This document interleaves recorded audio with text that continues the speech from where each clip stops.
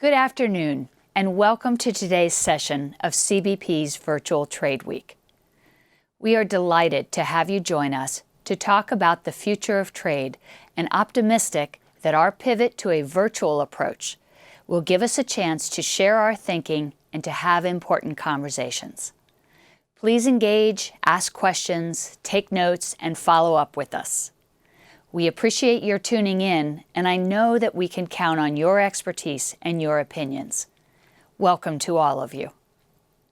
As we get started today, I'd like to review our current operating environment and then give you a sense of what we will focus on in the next 5 years.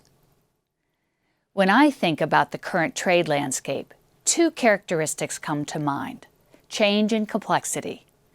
In a global environment of rapidly advancing technology, shifting economic relationships, and new business models, it is impossible to ignore just how dynamic the world of trade is. The last decade has been no exception.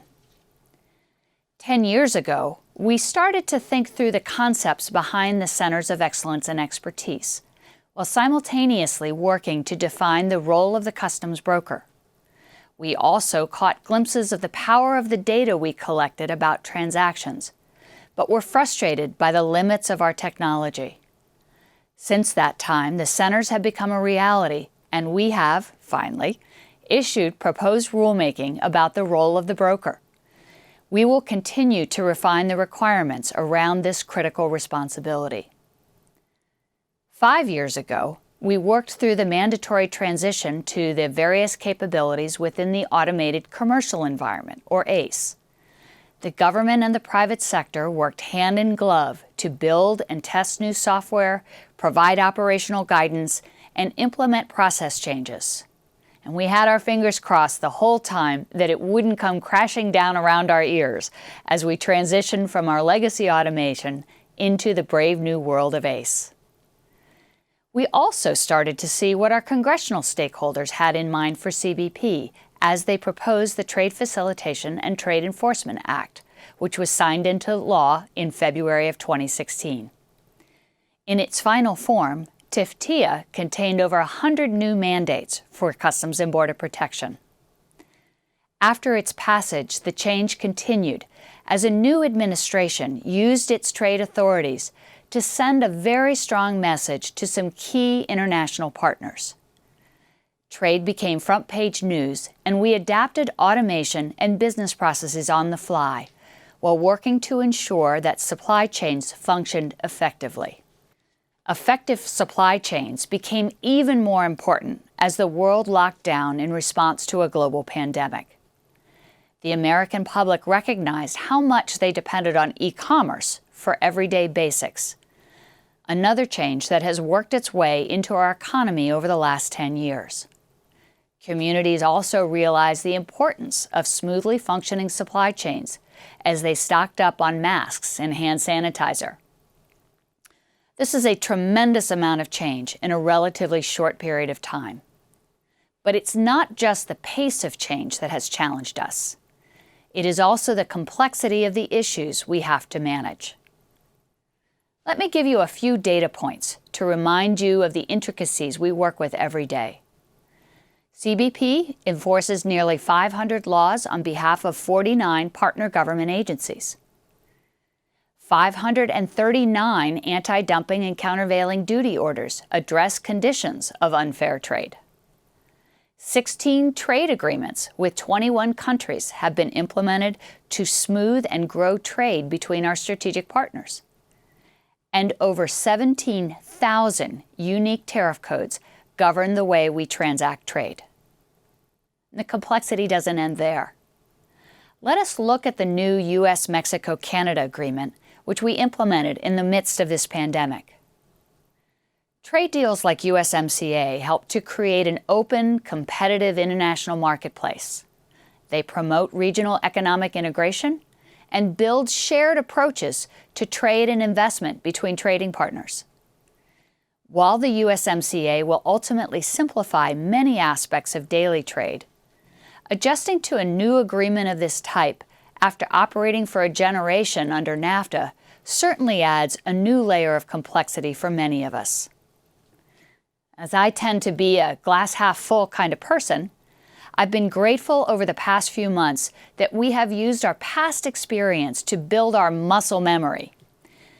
Investing in trade infrastructure like flexible automation, our human capital and expertise, and reimagining and modernizing business processes has presented challenges, but it also has built the foundation from which we manage our complexity and even, maybe, thrive in the midst of change.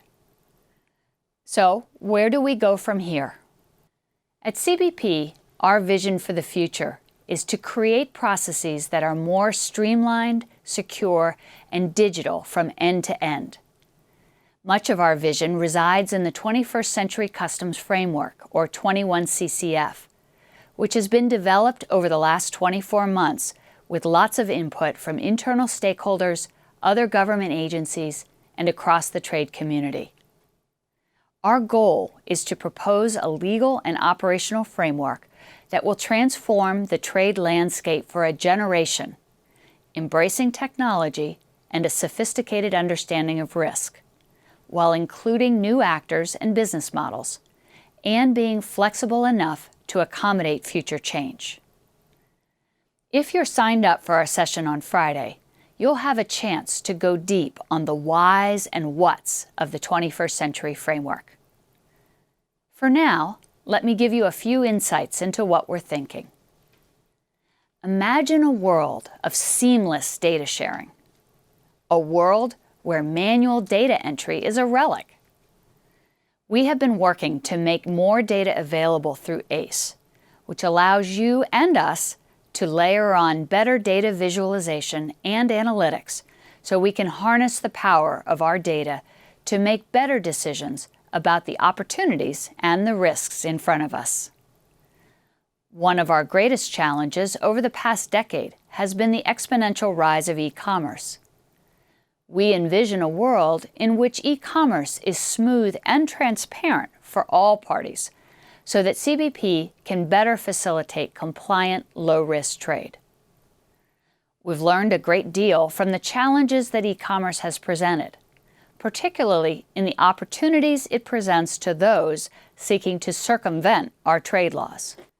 To that end, we also envision a world of intelligent enforcement, a key component of 21 CCF, using an intelligence-driven enforcement approach to go after the bad actors whose actions threaten the economic well-being of our businesses and the health and safety of American consumers.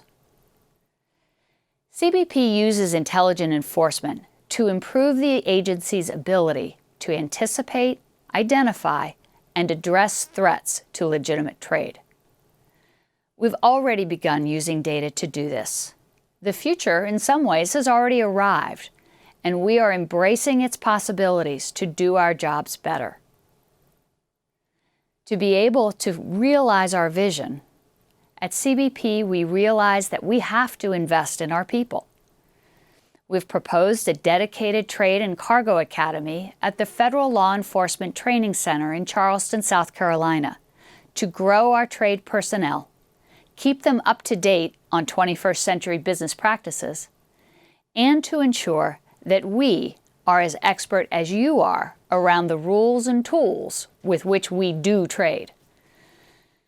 We hope that we can entice some of you to come and teach at our academy or in our virtual classrooms. I can imagine a world where all of this resides at the click of a button, and I think after the 21st CCF panel this week, you will also be able to imagine that world. Now, let me spend a few minutes on the topic of today's first panel discussion, which is forced labor. In 2016, the Trade Facilitation and Trade Enforcement Act raised the profile of CBP's long-standing authorities to exclude goods made with forced labor and to penalize offending importers. The International Labor Organization estimates that forced labor generates $150 billion in profits annually and affects 25 million people. The pervasive scale and scope of forced labor practices globally is one of the top challenges the Office of Trade faces from an enforcement perspective. We've learned a great deal over the last few years.